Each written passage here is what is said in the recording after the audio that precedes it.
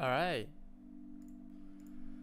Well, let's just alright, are we live? Alright, seems like we are. Alright. Okay, let me just do a little bit of troubleshooting. Alright, gonna copy this, gonna put it right here. Huh. It's not appearing. Kinda weird. Does it know I'm streaming? What? I should be live. Does it know? Huh. Okay. Alright. If I save, it should appear. Huh. Okay. If I were to... Okay. Chat box widget. Huh. It should be doing something, right?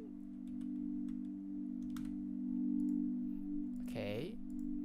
And then I will need to copy this.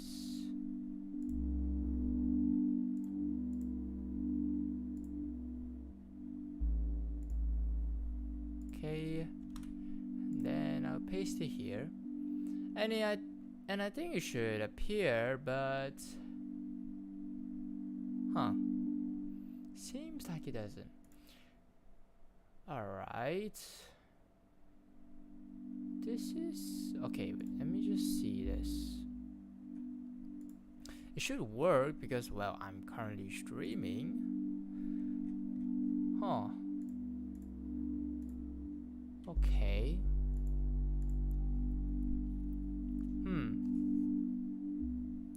Alright, sorry guys. Sorry for the scuff. But yeah, I'm still trying to figure out the URL. Okay, so basically, like how we're streaming like last time, we usually use like a well, we use the YouTube chat, so it will pop up like on the left corner, like you would see that. But this time, I'm switching over to Streamlabs, and in Streamlabs, I did set up everything, but it doesn't seem to launch on my well, live stream. It's like I should be streaming right now, but yeah, it seems like it's not working. Huh. Interesting. Okay. Kinda weird. I mean, does it have to wait for someone to chat? Like, I don't get it. Or do I have to use Streamlabs? Oh man. Come on. Alright. Let me just go to CloudBot. Sorry, not CloudBot. Let me just go to... Sorry for the... I'm sorry for the scuff stream, alright? Alright, your man here is a developing streamer. So in the sense that scuff's gonna happen, but hey, it is part of the process and it is just for us to enjoy it. But in this case, I do want to... Okay, get all widgets. We have our lot boxes. Where is my chat boxes,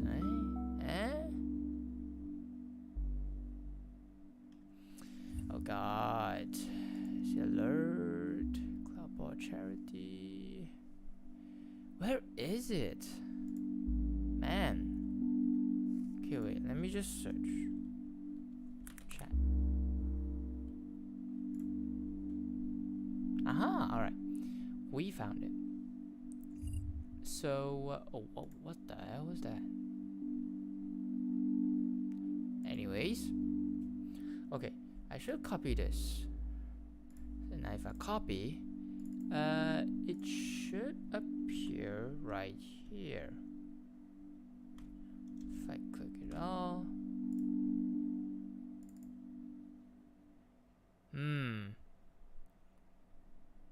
Alright. Okay, you know what? I'm just gonna use the usual YouTube chat for now. And maybe during the next time, I'm gonna do my own troubleshooting. But as of right now, yeah, we're not gonna use that. So let me just copy that. And we will paste it right here. Alright. Okay, much better. So, yeah. Okay. So, yep. Welcome, guys, to the Fizz Flyrecracker stream. My name is Fizz Flyrecracker, and we are gonna do a creator economy newsletter with some ventriloquist training with, as always, yep, with Reggie. Yep, as you can hear him. But yeah, as of today, we are gonna do some ventriloquist training with some creator economy newsletter. So yeah, hop on and let's just catch up on the last few news of the week, and we will start ours on the next week. Before we start ours on the next week, so are you ready, Reggie? All right, I'm ready. All right, okay. So let me just get him out. What do you need? Get me out. I'm just gonna bring you here. Ah, all right. Okay. Well, hello, guys. Hi. What up, chat? Yep. Did you miss them? Yeah, kind of. I mean, I don't have anyone to talk to on the weekend. All right. Well, I guess this is the only time that you can have a conversation, right?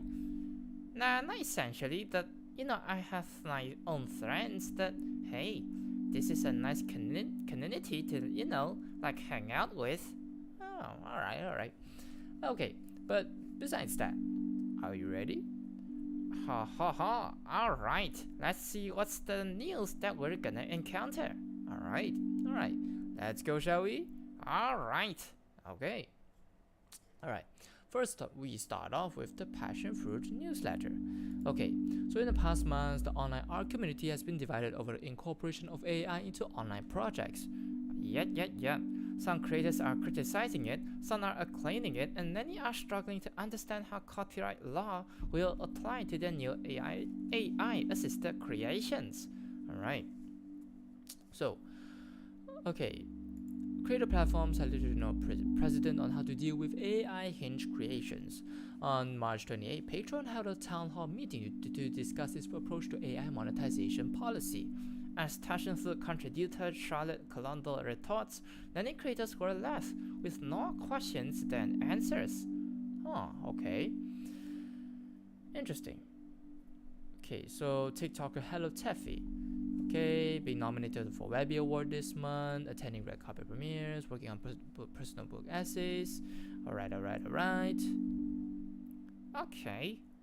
So what's that gonna do with this? I think that's a separate article. Is it? Yeah, I think so. Oh, alright. Well, okay. Shall we move on to the next one? You sure do. Alright. Okay.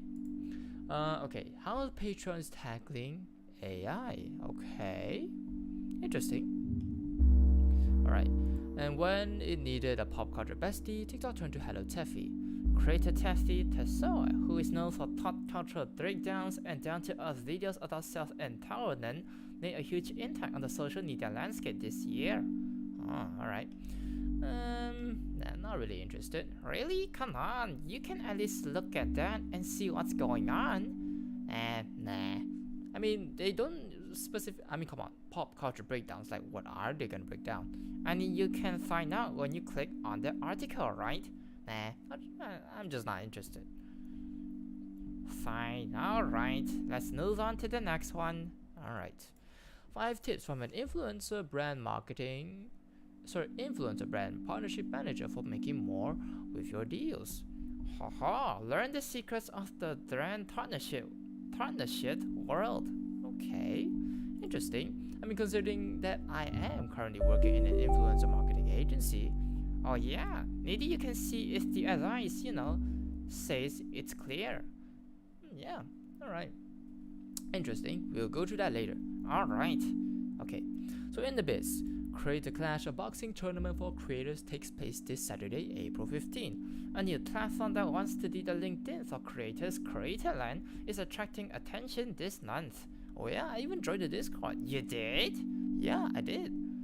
So how is it? Well, I did join Creatorland. Well, I mean, I can show you guys the process later. I mean, if you would remind me. Yeah, sure deal. Alright, but only after we go, you know, everything with the Creator Economy newsletter, alright? Alright, okay. But anyways, VidCon is touting its Baltimore creator lineup for September, including featured speakers like Rambo, the Merrill Twins, Rich Black Guy, ContraPoints, and others. Alright, and Thanos' YouTube channel Lo-Fi Girl added a new addition to its stage, Synthwave Doi. Yep, and that's what we all know. You guys should check it out. Some of the Synthwave playlists are kinda not bad. Oh really? I mean, I think we talked about this last month, the last few sessions. I mean, did you check it out? No, not yet. Oh, you should. It's you can say it's really a chill place, more focused on synthwave. I see. Okay, on to the next one. LinkedIn added 3 identity and employment verification options. Alright. To the rebranding page super follows to subscriptions. So is that basically like memberships on YouTube? I guess in a sense, yeah. I guess it just changes the name from super follows to subscriptions. Well, just another ordinary name. Yep, just like any other name, yeah. And YouTube is removing a tool that allows creators to add shoppable links to their videos. What? Why? Huh, kinda curious, because I think that I'm not sure if it's last year, they did add this feature, I mean specifically for creators to well link their shops. Yeah, I don't get it. Like they championed this idea and then what now? Like they are suddenly renewing it? Yeah, and let's just check it out. Alright. So Instagram adding new features to its creator marketplace, including adding brand agencies into the fold. Oh, okay. Wow, so the brands can just reach out to the creator marketplace on Instagram? Yeah, makes it easier. Like, I don't think they would need another middleman. They just go to Instagram and just pick out the influencers they want. I mean, Instagram is the I guess you can say Instagram is the middleman, right? Yeah, you can say that. Alright. Adobe added new editing and collaboration tools to Tanya Throw and Thrain.io. Oh, alright. We'll take a look at that as well. Alright. Okay. Alright. So that will be all from our Passion Fruit newsletter, but we will check with the article, which is right now. Alright. And we will see you guys next time on the next Passion Fruit newsletter. But don't go yet. We are gonna explore the articles and we are gonna have a discussion. Alright, let's take a look. Okay, Patreon tackling AI vaguely. Huh, alright. We are working hard to come up with an approach that is very creator first. Eric Shadowens, Patreon's Europe policy lead during the platform's quarterly town hall on March 28. Okay, 2023. Alright. Okay, basically all of this nonsense. Alright, let's go to the main point. Yes. So, a creator first approach. Let's see what they meant. Okay, that's what they say. Our team has been exploring how AI could impact creators on our platform, and we recognize both the challenges and the potential that AI poses for us.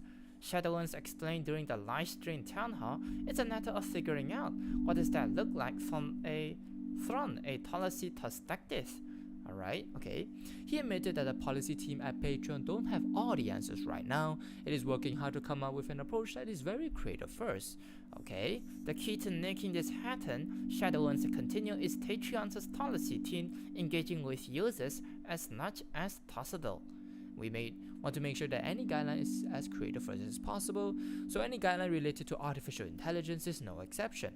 He explained, the more we know about how you feel about AI, the more we can do to craft policy that addresses your apprehensions. Okay. Alright, So with everything in there, basically they're gonna say is that, well, they're gonna discuss with the community and then they're gonna come out with the policy, right? Yes, basically they're gonna dip their sort of like get like a survey of like what people think, and then they will only make the policy on their website. Okay, all right. Transparency in Patreon funded AI content. All right.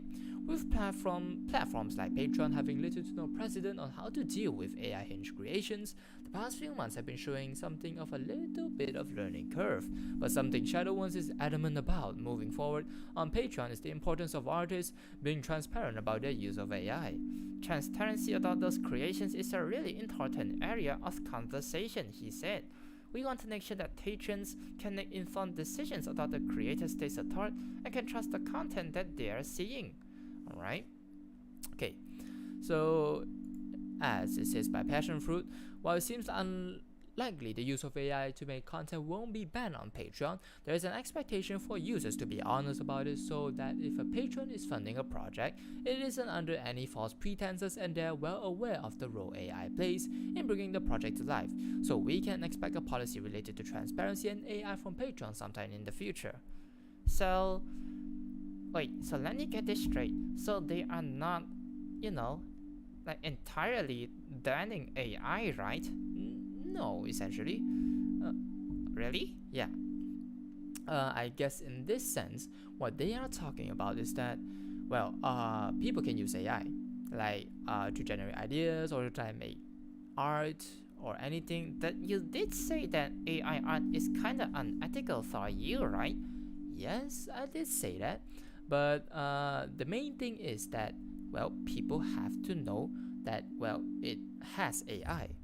Okay, that how did they know?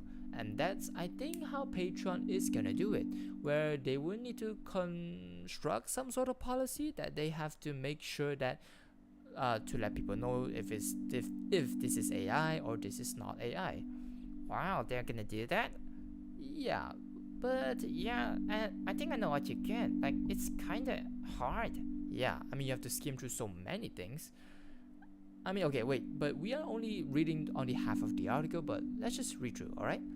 Alright, okay. So AI users will be accountable for data privacy. For AI art to be generated, it is believed that leading AI tools are either fed existing artwork by other artists, alright, or scraped from the internet from it, alright? So the basis of some AI artwork might be made of other artists' original content which they may or may not have given permission to be used and reproduced in this way. For instance, remnants of other artists' signatures were thirtedly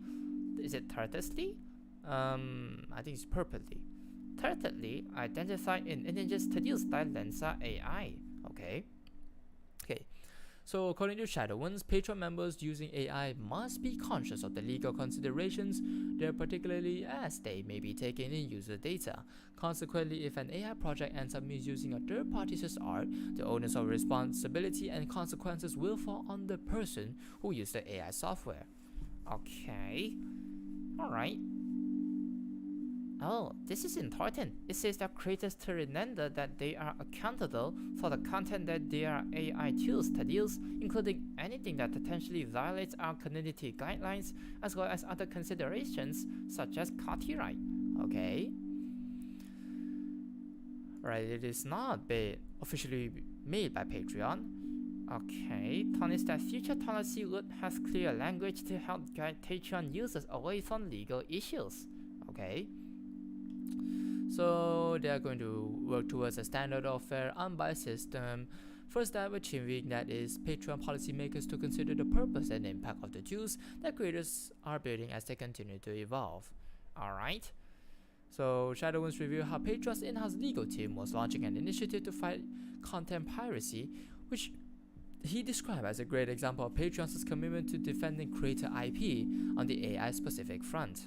Alright. In some of these cases, AI tools, you may take a user input that in fact actually counts as user data, so how that data is handled ends up mattering.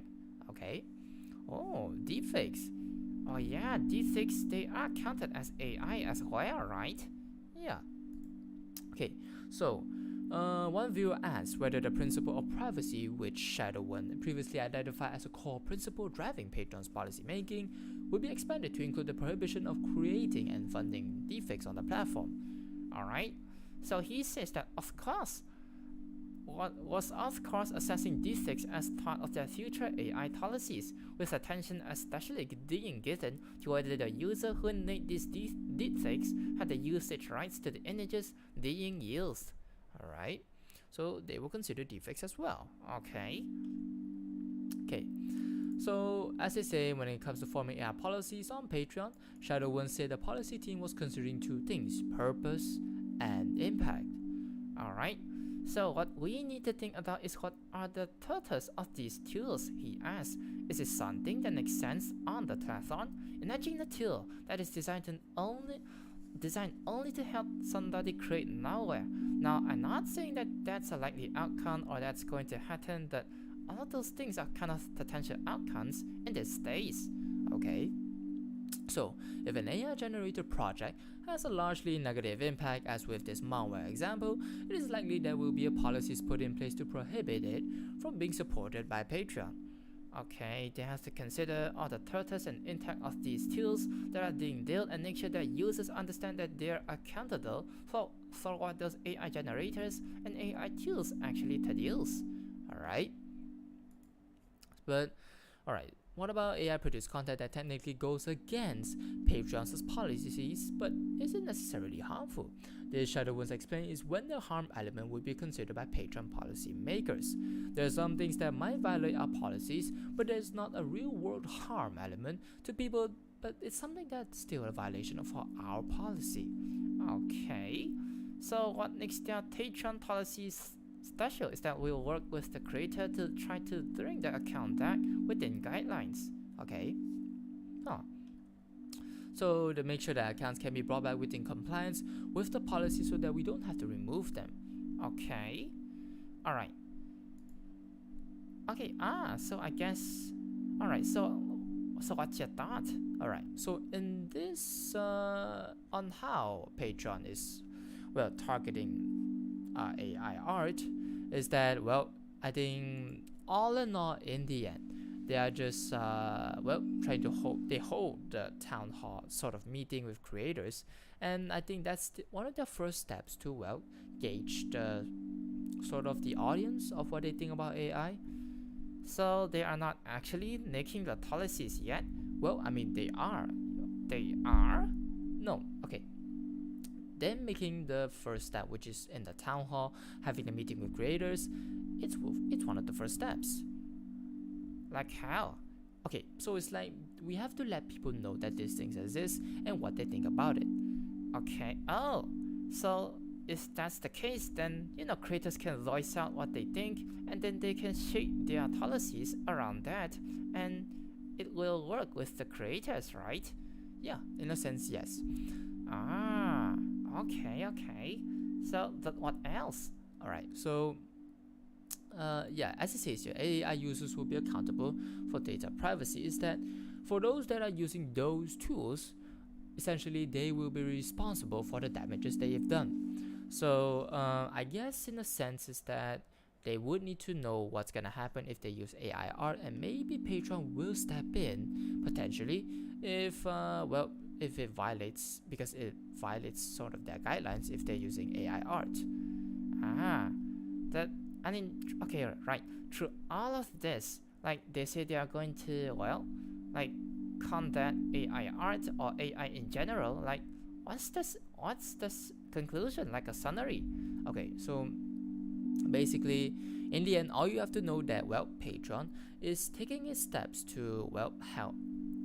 Is that Patreon is taking its steps to help solve the AI discussion between creators, because come on Patreon we have a bunch of creators with their own community. We have artists, we have, well, different stars with deepfakes as well. So in this sense, they are going to have a discussion and make certain policies around AI art, which I think it would be one of the first companies to have this discussion and perhaps work with their creators. Yeah, not even Twitter or like YouTube or Instagram, like they haven't even started on this, right? Yeah, I don't think so. So that's why Patreon is, I guess they're leading the charge. All right. Well, I mean, we can still learn from this, right? If if you're a social media like manager, not like a manager, the one that works in the social media company, they can follow their footsteps and see how it goes, right? Yeah. In that sense, since they're leading the charge, we can they can sort of thrive off of how they shape things up. But in the end, remember, every platform is different. So in terms of Patreon, they have perhaps different policies because their user base may not be as those of Twitter or even YouTube or even Instagram or even Facebook. I see. So in that sense, they can take this as a reference, but well, they just have to start it. In the end, they need to start a discussion and talk with creators and see what they think and see how they're gonna shape the policies. So it's gonna be an ongoing exchange with creators.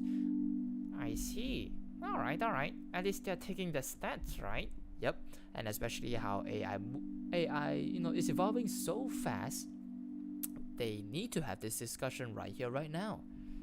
Alright. Okay, alright. Wow, that's interesting. Yep. Alright. Interesting read.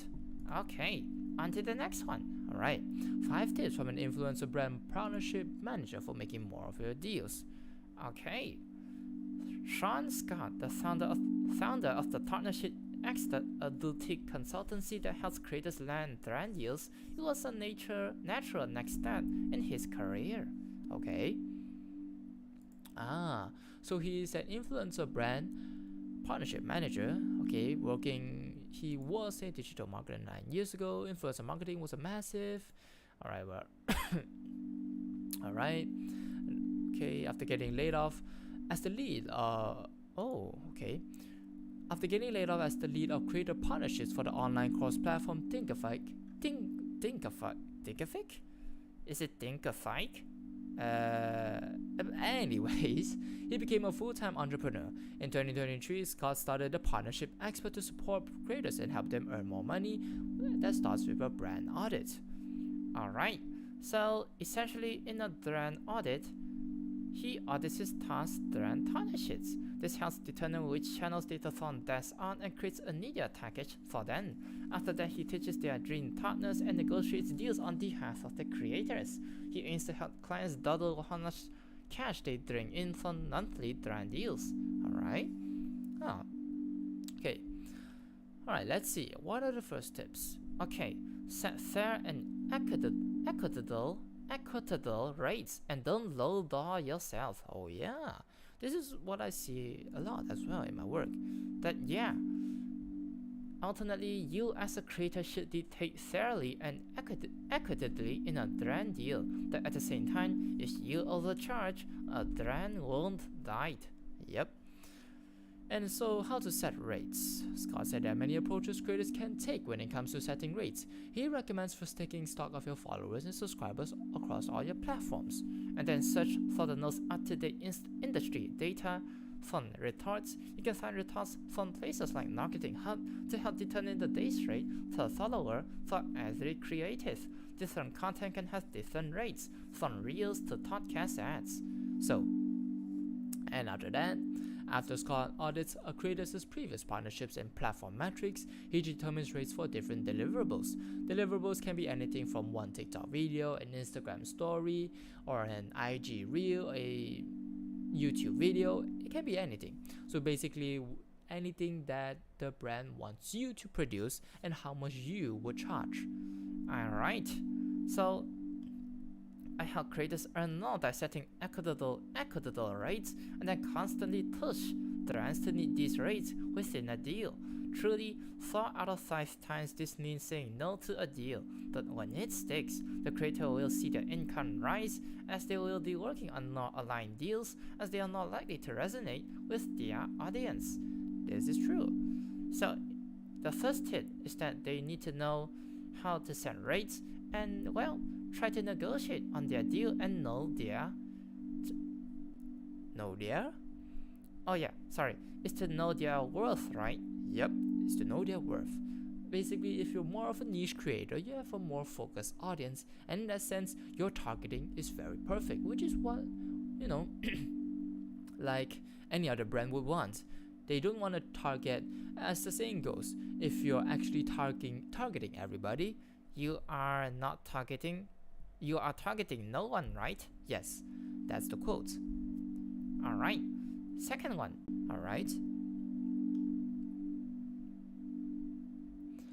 Okay, Scott advises creators not to be afraid to ask other creators how much they charge for brand deals. Okay, approach a consultant or agency and request a rate review. This is a paid service that can help you get a baseline of what to charge. Oh, wow. Do you have those in your work? Oh, no. We don't have those, but it is interesting. We need to capture this. Alright. Okay. So ultimately, go with your brand. If you think the final offer from a brand is not worth your time, it's a hard pass. Alright. So Scott takes a percentage of the income generated from these brand deals. His percentage is determined before he begins working with a client. So Scott said a fair percentage for a brand manager to earn is between 10% and 20% depending on the level of work they do. Ah, wait. Are you taking note of that? Yeah, maybe maybe in the future if I were to be a brand partnership manager. Really? Well, I mean, it is an interesting field that I can, pursue. Ha ha ha. All right. Yeah. But anyways, it will be on the higher side if the brand manager or talent manager is doing the entire process, from pitching, then negotiating, contracting, and content delivery. Whether or not you work with a partnership manager, you should aim to set rates reflecting on your creators' value. To do that, have transparent conversations with other creators or seek out data from recent research, like this retort. Alright. Okay. Communicate ad performance before, during, and after your partnership ends. Alright. Okay.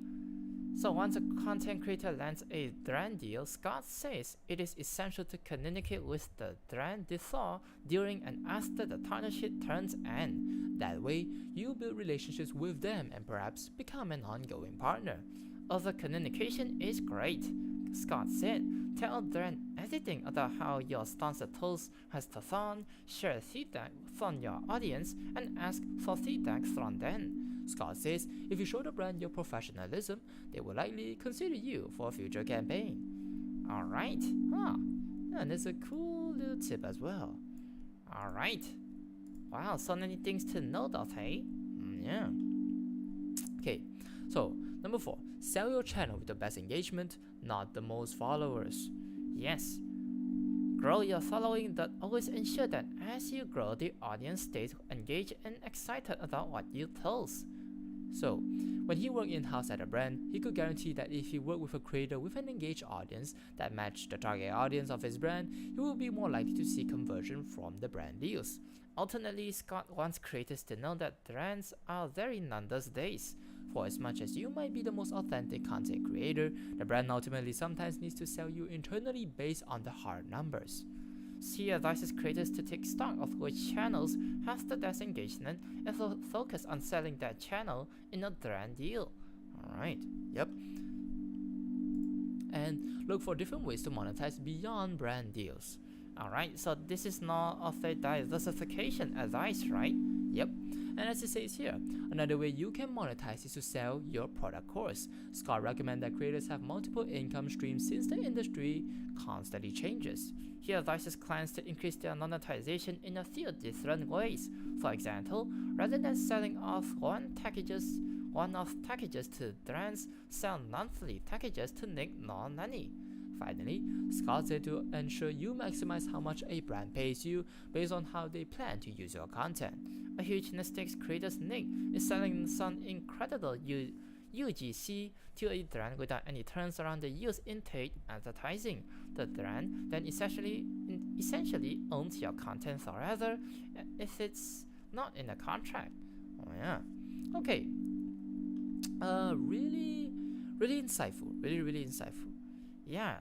especially for us creators. Yes, because for me working in an influencer marketing agency right now, what he says is kind of important.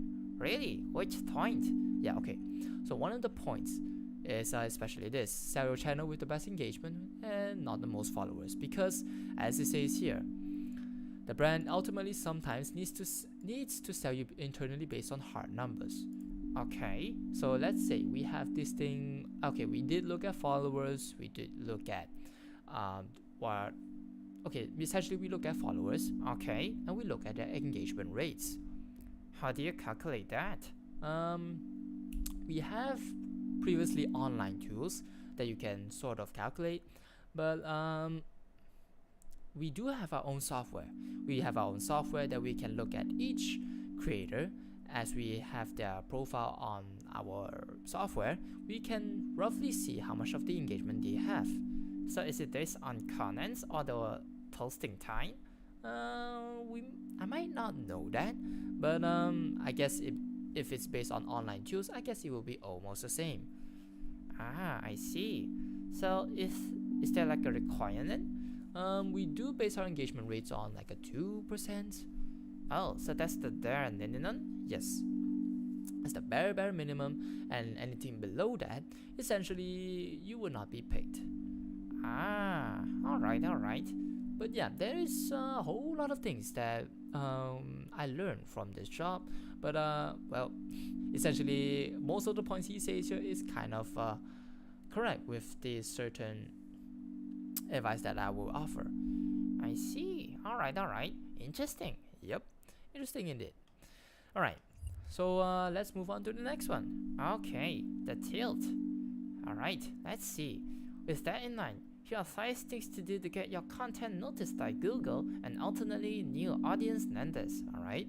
So create an easily. Alright. I think for this, we don't need to take a look at it. Why not?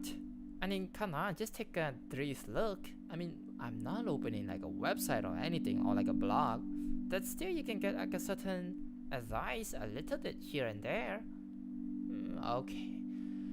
Okay, fine. I'll just have to go through. Alright, come on. Alright, fine. Alright. Create an easily navigable site? Navigatable? Isn't it navigatable? I don't know, but basically is to make it clean, okay, and to fund keyword search. Yeah, I think essentially from this is like, I think it's not focused on the website. Yeah, it's more focused on the website, so not really things that I would use, but yeah, let's just skip that.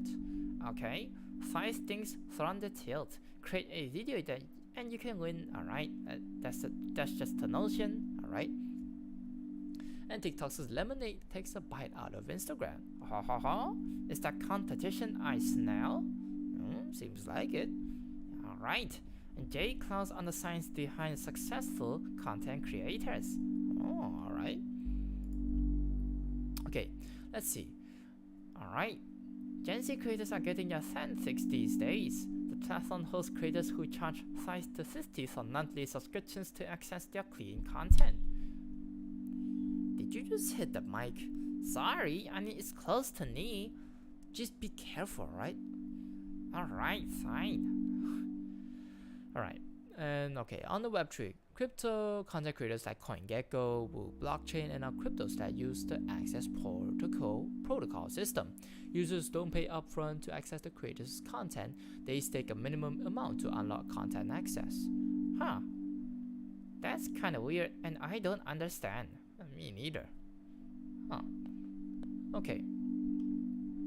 Audiences. The NDA Teen Nayani hits hard on 3 trends and get in front of the TikTok audiences. Oh, I think we covered this. Really? I think it's the one by Future Social.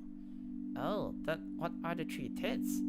Essentially, in the end, it's like they take more of the main trends and they try to take that and put it on a turn. Basically, they take that and and create their own spin on it.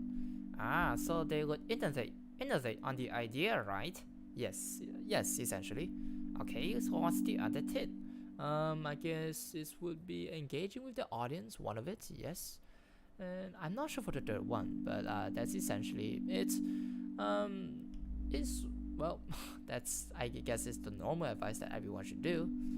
So it's not something really special. Okay, on the tech and tools in the land. Oh, is it creator land? Oh yeah, it is yet again. Okay, finally growing pains. Well, Twitch creators and staff Current and Fauna has something to say about the platform's push to grow and be profitable. They don't think a traditional business strategy will necessarily work with the live streaming platform. They also think that strategy doesn't favor the creators. Alright. Wow, even from the team within Twitch. Yeah, I think that would explain like how that environment would be, right? Yeah. Really don't know what their strategy is on Twitch, but they're not making the best decisions, that's all I know. Yeah, goddamn. Well, and in that sense, that is all from our Tilt newsletter. Alright, well, I guess that's all for today, and we will see you guys next time and on the next newsletter, which is right now. Alright, on to the next one. Alright. That ads. Even Twitch's new CEO thinks 3-row ads are kind of the worst. Oh, alright. Okay. So, Clancy's latest take might take him a few more friends. So, he had a Bloomberg interview on Creator Spawn on Misu's Twitch stream that the platform is working on improving ads. Jesus, finally, right? Yeah, I mean, with all the creators, they have been complaining about this for a long time. Yeah, so 3-row ads seem to be at the center of the effort. Those particular slots can be especially off-putting to new viewers. Oh yeah, especially me. Really? I mean, don't you feel that as well? Yeah, sometimes, like, you know, when I wanna go to watch someone else, like, goddamn, a 30-second ad that I can't skip. Like, what the hell? I can't wait for that. I just, you know, go through other streamers and see. Yeah, that's the thing. Like, it will drive off anyone who's wanna try to check out someone new. But hey, they are trying to fix that. All right. Okay, Clancy seems to understand the negative impact of 3-row ads on discoverability. I don't think that is the right experience when you're trying to discover new content. When you are looking and are like, oh, let me check this out, and you are hit with an ad that inhibits you from going and browsing new stuff. Yes. Okay, so he says currently has some tests going on and rolling out some stuff soon. Okay, so basically in this article they say they don't like it. They even themselves they don't like the new ads. Sorry, they don't like pre-roll ads. Yeah, I mean, come on. Okay, it's like take this analogy. It's like you're going shopping, and when you go to the shop, you are just hit with another ad that is not something that you are interested. And in that sense, okay, oh wait, I have a better analogy. Okay, so when you are going to a shop, and you know, have you seen those guys that on like in malls the way they want to hand out the templates? Oh, you mean those they want to hand out like a certain paper for an advertisement? Yes, those people, right? Yeah. So essentially when you want to go into a store and those people just pop up in front of you and say, hey, do you want to join this? Do you want to buy that? Yeah, in the sense that it is kind of annoying, and then you just say, oh, just get out of my way. Yeah, that's what I think. And then in the end, you just, you know, leave the shop. Yeah, in the sense, yeah. Basically, it's sort of like jumping right at your face, and then it makes you like, oh, can I just go to the next one? Yeah, that's kind of shit if you think about that. Well, I mean, at least they're aware of it. Yeah, well, I mean, let's just see how they are gonna go forward from this. Yep. That's essentially it. Okay. Headlines in brief. Coco Melon Nursery Rhyme scored 1 billion views. What? God damn, than any other US-based channel during the month of March 2023. Holy shit. Alright. A new tool from Spotify allows creators to automatically turn radio shows and live broadcasters into podcast episodes. Ah, alright. Stamp is reportedly partnering with music publishers around the world to add local artists' music to the Snapchat Sounds library. Do you use Snapchat? No. Anyways, Twitter has announced the launch of subscriptions, a redesigned version of Super Follows that allows creators to charge a monthly fee for access to exclusive content like badges, long-form videos, and chats. Alright, so it's basically like any other live streaming platform, right? Or like Patreon, if you say that. Yeah, essentially like that. Okay, YouTube millionaires. This Taco throws a subscriber base is growing by leaps and bounds, and here's how he hit 10 million. Wow, okay. The creator was a 14-year-old kid learning from his favorite free runners on YouTube. In fact, Pro pulled off his first ever flip just after watching creator Oleg Vorslav to do his thing. Alright, okay, let's alright. I was young. I was 13, so I didn't think about it twice. I'm like, that's a genius idea. First one ever I landed on my feet, no hands, and I got so much a thrill from it that entire day. We went around the neighborhood and the idea flits everywhere, all over, and just recorded it. I think that's also why the passion for creating videos and stuff slowly started to build. Alright, so let's jump to the present. And yeah, he is a highly skilled parkour athlete who's been posting on YouTube for about 7 years. His stunts have evolved enormously in that time, and luckily he uses a lot more safety equipment than he did at 14. The creator has also found his own niche on the platform, a mesmerizing combination of parkour and what Thorough calls geek culture. Alright, as he likes Marvel, and he likes a lot of Marvels which he tries to implement into his content, like having a Spider-Man suit and some superhuman moves. Oh, okay. Interesting. Oh, interesting guy. Alright.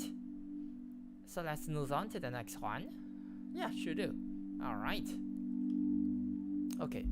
So digital brand architects. Alright. Is it something related to being a YouTuber? I don't think so. But yeah, I think we just have to skip this. Alright, watch this. If you ever wonder where viral TikTok sounds come from, the creator behind what the audio has the answer. Their videos have reeled in 28 around the likes, investing the origins of viral TikTok sounds. Alright. Interesting.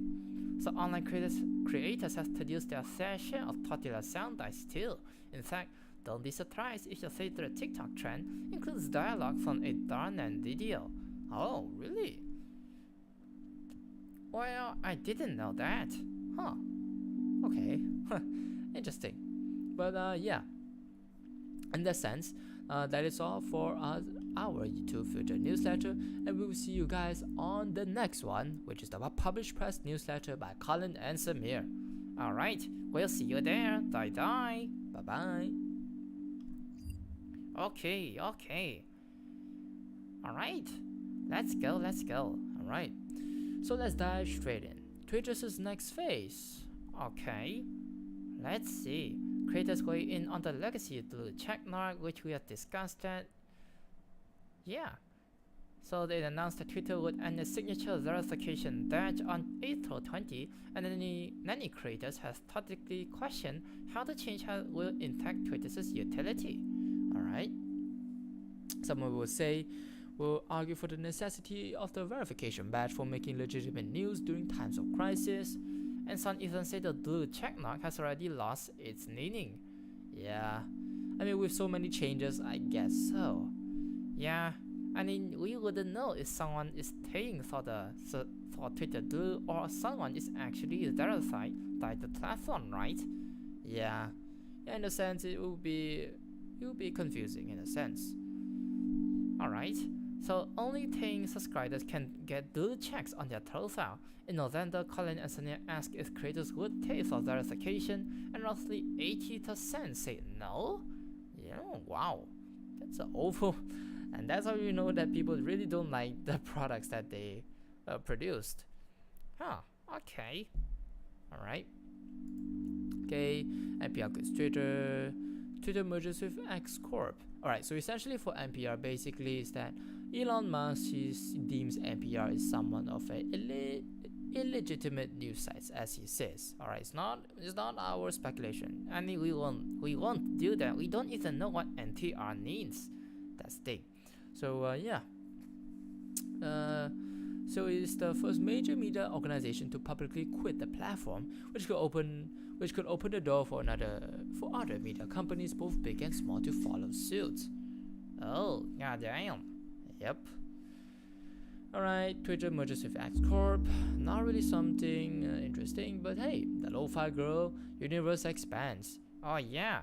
Well, I mean, as you guys may know, there's another character that joins the Lo-Fi Girl universe, which is the Lo-Fi Boy, with the cute doggy on there, and the lava land that's so cool.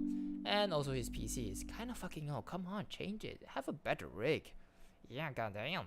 Hey, but you never know his PC is running with a 3060, like with the graphics card thingy and a water cooling thing, Maybe he's just pretending. Yeah. Alright, anyways.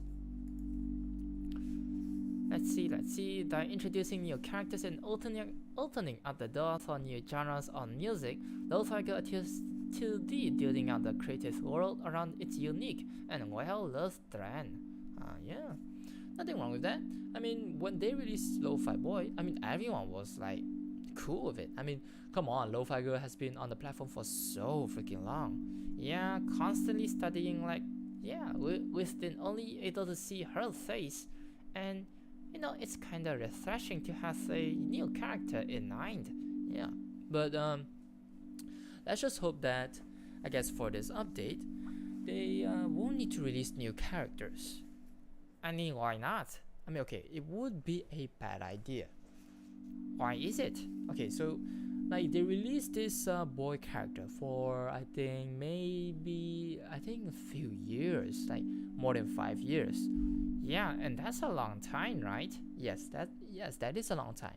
But when the following accumulates, and when people start to get used to it, and when a certain new announcement comes in, it will be more effective. So if they release it ongoing, maybe in 1 or 2 years, I guess it will be kind of saturated in a sense. You mean like with every new announcement, it's like, oh, another one and another one and another one, right? Yeah, in a sense, it would be. I just want them to have like a smooth introduction of characters, that it won't be too much in a sense that people will forget. But yeah, we shall see. But overall now, it is a good news. Yeah, I mean, you have a new genre of music and a new like character, and he sounds and looks cool. Music and looks wise, it's alright. It's a cool design. Yeah. Alright, on to the next one. IDOT's hosts second annual creator clash. Oh, I think it happened today. Really? Yeah, they have the creator boxing event today, which they have announced some results. So yeah, it's kind of cool. Alright, so they hosted another one in Tampa, Florida. Alright, so in today we have new faces, including challenge creator Michelle Kerr, comedian Jarvis Johnson. Wow, he's fighting? I think so. And gaming creator Crank Gameplays. Amanda Goka, creator of Swell Entertainment, attended last year's event and told NBC News that this year is a really big test for creator clash's longevity, given the saturation of boxing events in the creator space like Jake Paul, Logan Paul, and KSI's regular fights about, and Ludwig's chess boxing event. So tell us, is creator boxing still a viable business opportunity? Why or why not? Not too sure on that. Really? I mean, okay, so what do you think? Do you think it's a viable business opportunity? Okay. If you're talking in terms of the creator, yes, it's always good because it's like you're going with someone else. You're merging two audiences together. You get new faces. Sorry, you get like new eyes on you, and it does the same for the other person. So no matter what, how many beef you have with that person, in the end they are winning, right? They're creators, right? Yeah, in the end they are winning. So whoever wins, it's okay. So that's in terms of creators. Then what about brands? Perhaps brands maybe still okay, because I mean people follow creators, they will still have the influence, and they certainly would be able to influence people to buy pay-per-views. Yeah, I mean in a sense, yeah. That then what about the audience? That's a good point. Because we would have to care to to watch that, but I think this is in terms of if it's a viable business opportunity, but so audiences don't really sort of matter. So we have to speak in terms of creators and brands. So we already discussed with creators is that it's always good because you're putting out a challenge, you have new content to produce on your channel, and that's always tends to be great, even though I mean, of course, if you don't suffer any health like loss or anything, or any certain injuries that will impact your health, yeah, that in that sense, what I guess for a brand, I think it would be good, because I think they are still starting in that. I don't know how the stances will work. Yeah, that's the thing. I think for brands it will be a little bit challenging, but I think creator boxing will always be there, but it just depends that how big it will get. Ah, I see. Well, I guess we will see then. Yep. But still, I think it's okay. It's okay. In terms of creators, they should do it, because it contributes a lot more growth after that. But for brands, it is still up to debate. That's all I can say. All right. And onto the task already. Alright. Travel creator Nathaniel Jill is teaching an editing course, and Things is publishing a book on love and self-help. And KSI returns to YouTube after taking a self-imposed break following his use of a racial slur. Oh, did he? I didn't follow that drama, but yeah, I guess so. Huh, okay. Mr. Beast is named one of Time's 100 most influential people. Alright, comedy TikTok creators Alex and John share how much they make third-branded tools. Oh, okay. Let's see. It will be interesting. Alright, and it's like Y Combinator for creators, and here's how Etherdoon is revolutionizing the way YouTubers build their careers. Alright. And yeah, that's oh, okay. Let's see. Can you ever quit being a creator? Oh, alright. And the Ringers Film Studio produces a documentary with the Duplass brothers on singer-songwriter Jason Asbell, showing the ups and downs of using your personal life as an inspiration for art and the challenges of producing an album through the pandemic. Alright. And in a recent episode of her podcast, Anything Goes, Anna Chamberlain mused on the obsession with being an aesthetic and her belief that our identities aren't confined to our physical being, but rather a combination of our online and physical presences. Oh, okay. Cool perspective, you can say. Alright, well, I guess that's all for today's Toddlish Stress newsletter, right? Yep, that's all for today. Alright, well, I guess we will move on to the next one, which is the last one for today, right? Last one for today. Alright. Shall we? Alright, sure do. How much do you make? Oh god. Well, are you going to watch this? Oh wait. Well. All this time. What do you mean? Did something happen? Well, I think you can take a look back at the VOD, but I don't think that you want to. Wait, what happened? Is it something bad? Not something bad, but okay. Essentially, I didn't switch to the on the web scene. You didn't switch to the on the web scene? Okay, I forgot. What do you mean? Okay, wait.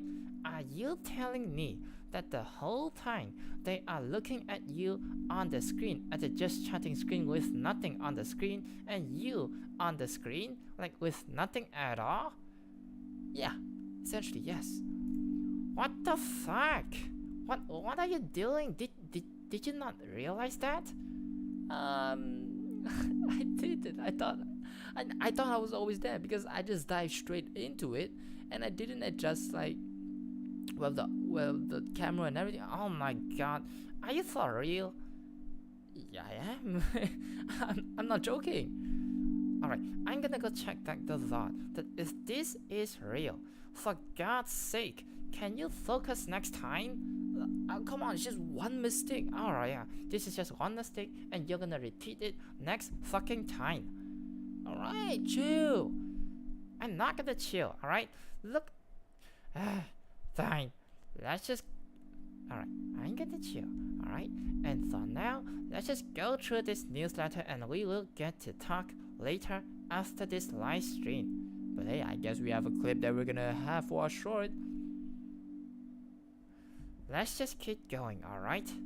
Okay, okay. Alright then. Okay. Yep, that is all for now. We will not watch this. Alright, on to the last one, right? Yes, we're on the last one. And I'm just gonna make sure that for your eyes, they are seeing on the screen. Jesus fucking Christ, finally. Alright. Well, shall we go for the last one? Let's just get this over with, alright? Okay. Alright. Alright, I think we have covered that. Yeah, we did. Elfna and Unstickable launched new juice trend. I think we already covered that on the last few newsletters. Alright. Okay, let's see. Alright, creator news. Alright, Kick is earning money to pay for Twitch's streaming service. Definition of yes, you can copy my homework but just change it up a bit. Oh. And Dream and Threads say goodbye to the Dream SNT, which we have covered, but they will launch a new server that they will have to invite creators from all over the world from different languages and backgrounds to play together. Yeah. And Kevin the Twins announced departure from Miami Basketball. They have a twin? Huh, I did not know that. Me neither. Anyways, Candice quits the LeBron James method of corporate training. Huh. Okay. And Jake Paul talks Floyd Mayweather altercation. Oh. And the art of being a package thief would hate to be on this guy's dead side. Interesting. And the business and entrepreneurship Super Mario Bros. Movie breaks box office records. Oh yeah. That I heard on like, wait, is it Tomato Meter?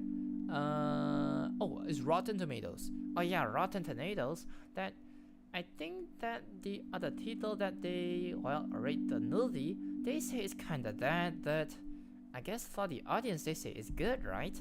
Yeah, I mean in the end, if the audience likes it, I think you won't even care what the other critics think, right? Yeah, I think so. That yeah, Biden administration voiced possible AI regulation. Oh, okay. And bosses are encouraging employees to lean into social media. Or, why your entire TikTok is a day in the life of a finance professional? Why not? I mean, I guess it just says on the TikTok feed of someone that's using. But yeah, that is all for today's Ventriloquist session, newsletter session with me and Reggie. Alright, let's just go back to the scene. Alright. Okay, we are finally here. Let's just check on the stream. Yes, we are finally here. Jesus, yes. And then let me just switch to the side.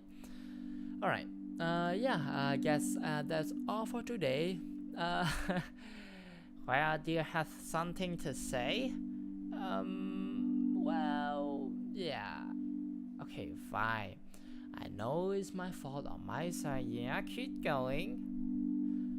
Yeah, it's the fault on my side. I didn't actually think that we are actually on the web scene, but instead we are on the just chatting scene. And yeah, you guys will be.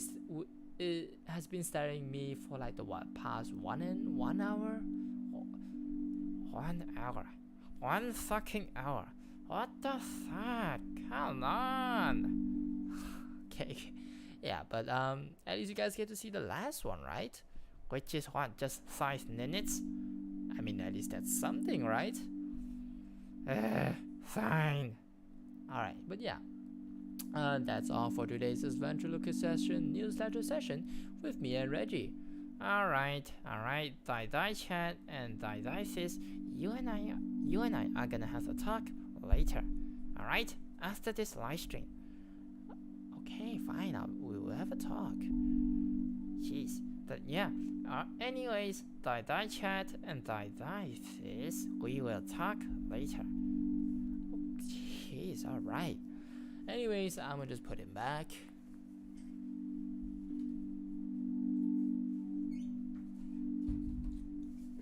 Alright.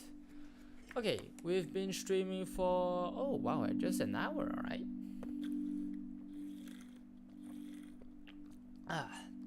Okay.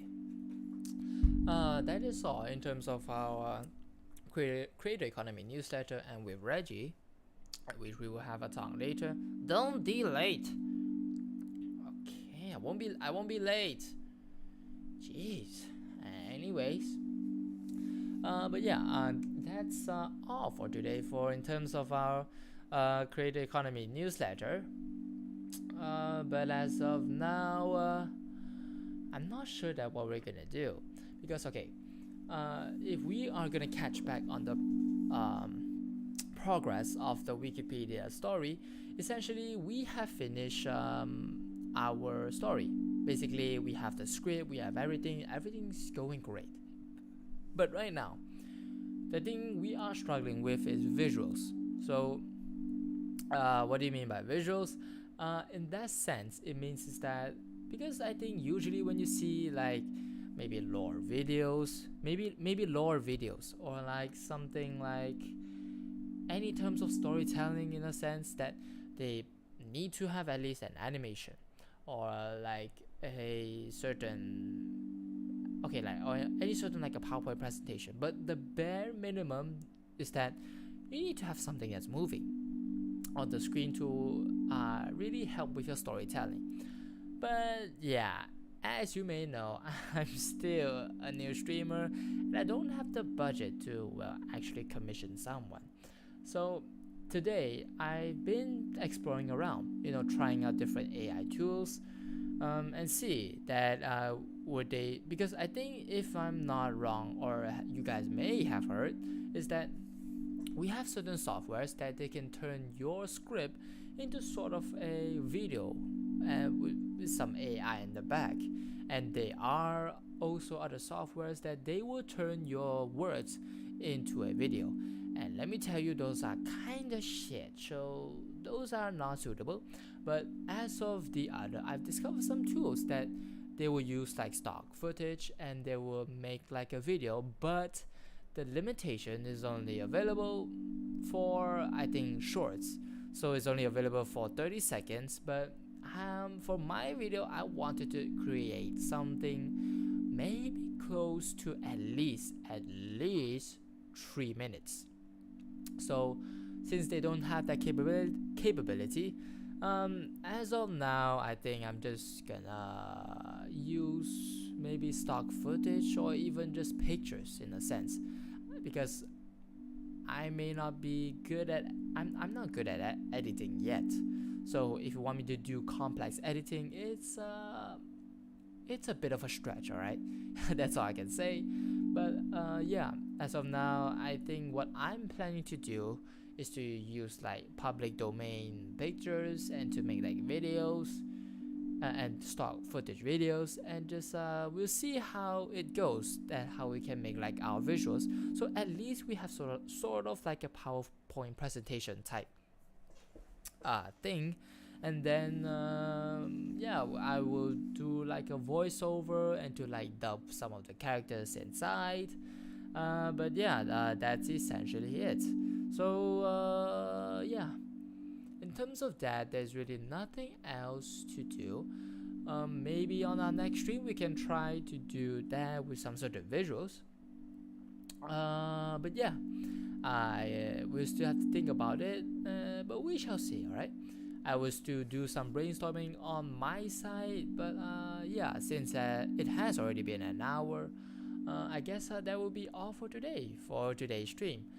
But yeah, I guess in terms of that, for our production of the video, for my first video, I noticed is that it's gonna take a long time because I'm still getting used to like the different tools, how to plan your flow of story, what you're gonna use in terms of the story. So when I got that figured out, in the future, if I were to keep doing the same series, maybe I can pump out videos faster. But as of now, I'm just in an exploring phase. So yeah, we shall see. But yeah, I guess that's all for today. My name is Fizz Flyrecracker, and thanks for joining today's Creator Economy newsletter with Ventriloquist training with Reggie. Alright, I guess that's all for today, and I will see you guys maybe tomorrow. Alright, I'll see you guys next time, and since tomorrow is a Monday, hope you guys have a great Monday. I hope you guys have a great Monday and have a great week ahead. Alright, I'll see you guys next time. Bye-bye. Bye. Bye.